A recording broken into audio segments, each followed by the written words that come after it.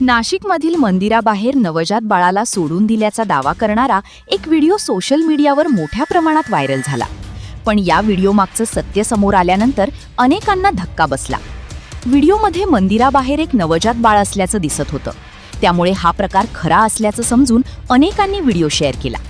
बाळाबद्दल social मीडियावर विविध चर्चा आणि तर्कवितर्कही सुरू झाले. मात्र या व्हिडिओची सत्यता तपासल्यानंतर वेगळंच वास्तव समोर आलं.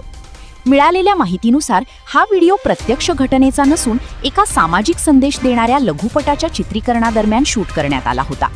शूटिंगमधील काही सेकंदांचा व्हिडिओ काढून तो वेगळ्या संदर्भात सोशल मीडियावर शेअर करण्यात आला.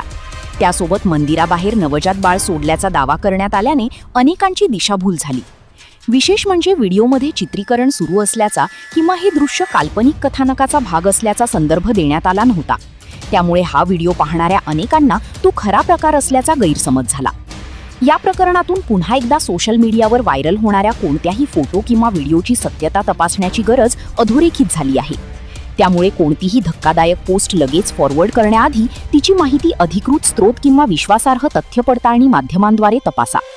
उपलब्ध माहितीनुसार नाशिकमधील मंदिराबाहेर नवजात बाळ सोडल्याचा दावा करणारा हा व्हिडिओ प्रत्यक्ष घटना नसून लघुपटाच्या शूटिंगमधील दृश्य आहे.